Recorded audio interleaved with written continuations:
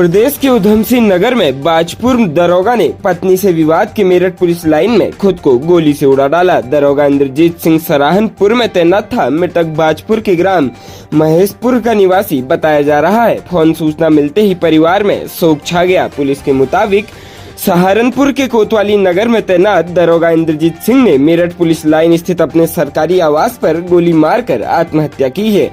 दरोगा की पुत्री 19 वर्ष और पुत्र 14 वर्ष का है। बेटी ग्रेजुएशन कर रही है। दरोगा 2 दिन पूर्व भी देहरादून से बेटी को लेकर आए थे। परिवार को एक परिचित की शादी में जाना था। दरोगा का छोटा भाई पुलिस में है और उनकी पोस्टिंग नोएडा में है। पिता जसवंत सिंह किसान थे। पुलिस सभी पहलुओं की जाँच करने में जुटी है। मृतक के भाई गुरमीत सिंह ने बताया कि उनकी एक बहन विदेश में रहती है। उसके आने पर ही अंतिम संस्कार 11 फरवरी को किया जाएगा। राज्य उत्तराखंड में काशीपुर पुलिस ने गश्त के दौरान एक युवक को गिरफ्तार कर उसके कब्जे से एक अवैध तमंचा व 2 जिंदा कारतूस बरामद कर उसका आर्म्स एक्ट में चालान कर न्यायालय के समक्ष पेश किया है। सूर्या चौकी प्रभारी उप निरीक्षक राजेंद्र प्रसाद व कांस्टेबल सुमित पवार ने मुखबिर से मिली सूचना के आधार पर ग्राम इस्लाम नगर रोड बसई हरियावाला निवासी सूरज शर्मा पुत्र तारा चंद्र शर्मा को एक स्कूल की फील्ड हरियावाला के पास से शक के आधार पर रोककर जब उसकी तलाशी ली तो उसके कब्जे से एक अवैध तमंचा 315 बोर व 2 जिंदा कारतूस बरामद हुए। पुलिस ने आरोपी का आर्म्स एक्ट की धारा 325 के तहत चालान कर उसे न्यायालय के समक्ष पेश किया है। राज्य उत्तराखंड के मुख्य सचिव डॉक्टर एस.एस. संधू ने गुरुवार को शिक्षा विभाग के अधिकारियों के साथ बैठक की। बैठक के दौरान मुख्य सचिव ने कहा कि शिक्षा की गुणवत्ता में सुधार लाए जाने के लिए विभिन्न स्तरों में कार्य किए जाने की आवश्यकता है। उन्होंने कहा कि सर्वप्रथम मूलभूत सुविधाओं के विकास की दिशा में कार्य किया जाए। मुख्य सचिव ने कहा कि स्कूलों में आवश्यकता के अनुरूप कक्षों की उपलब्धता सुनिश्चित की जाए। साथ ही स्कूलों में स्मार्ट क्लास, लाइब्रेरी, खेल मैदान और कंप्यूटर आदि भी उपलब्ध कराए जाए। उन्होंने कहा कि प्रदेश भर से ऐसे स्कूलों को विकसित किए जाने हेतु साइट स्पेसिफिक प्लान बनाया जाए। मुख्य सचिव ने कहा कि इसके लिए बजट की चिंता न की जाए। एक अच्छे प्रोजेक्ट के लिए किसी भी प्रकार से बजट की कमी नहीं होने दी जाएगी। राज्य उत्तराखंड में परीक्षा भर्ती घोटालों के विरोध में आज प्रदेश भर में बेरोजगारों ने प्रदर्शन किया। सड़कों पर उतरी आक्रोशित युवाओं की भारी भीड़ के चलते कई जगहों पर चक्का जाम तक हो गया। देहरादून जिलाधिकारी युवाओं को समझाने पहुंची, लेकिन युवाओं ने एक न सुनी। इस बीच पुलिस द्वारा लाठीचार्ज शुरू करने से मामला और बढ़ गया। वहीं आक्रोशित युवाओं की भीड़ ने भी पुलिस पर पत्थरबाजी शुरू कर दी। बेरोजगारों ने बुधवार रात हुई पुलिस की कार्रवाई का विरोध करते हुए राजपुर रोड जाम की।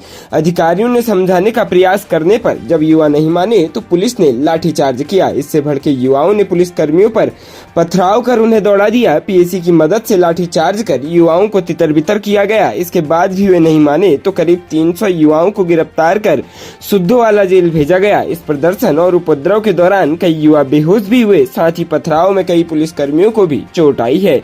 युवाओं ने नारेबाजी करते हुए कहा कि नकल रोधी कानून आने के बाद ही कोई भी भर्ती परीक्षा कराई जाए। साथ ही उत्तराखंड लोक सेवा आयोग की कार्य प्रणाली पर गंभीर सवाल उठाते हुए तमाम भर्तियों की सीबीआई जांच कराने की मांग समेत विभिन्न मांगे कर रहे हैं।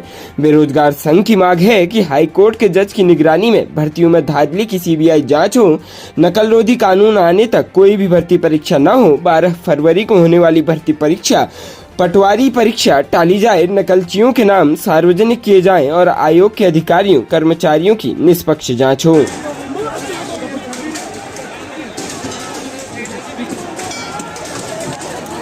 हो जाओ, अंदर हो जाओ, अंदर।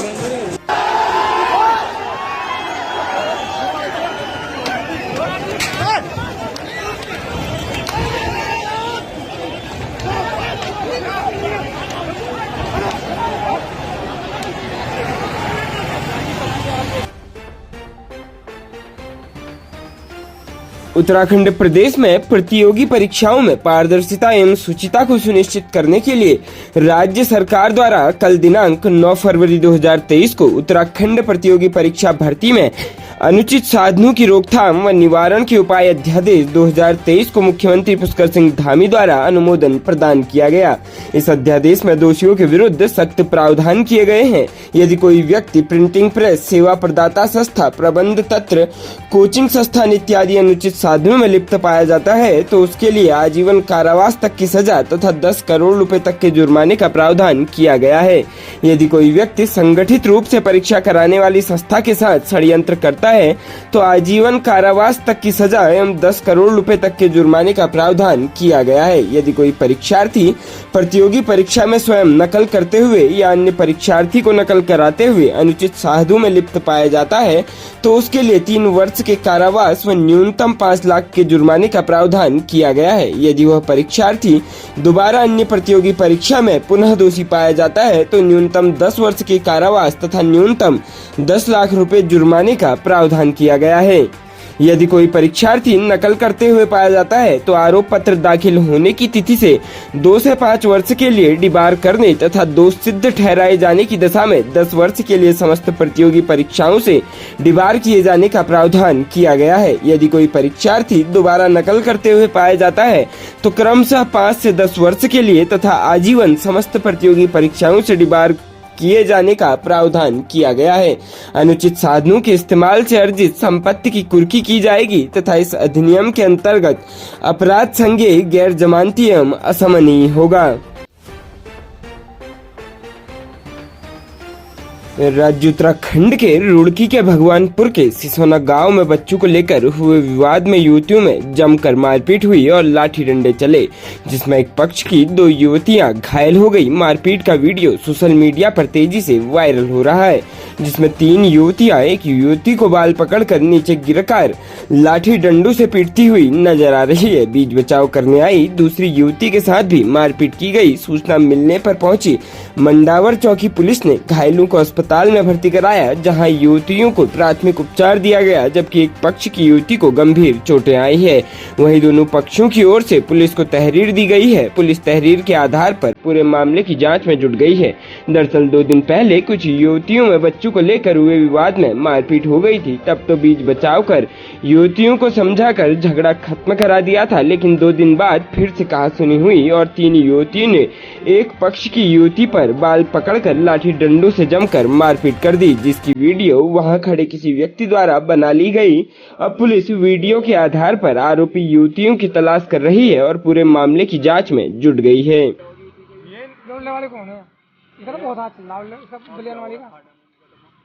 एक न्यू लड़ है, एक जो आ रही है, जो भी लट्ट बजाओगी देगी। ओ तेरी बहन को यही ना मुकदमा कर रहे वीडियो बना वीडियो बना वीडियो बना बढ़ जाओ।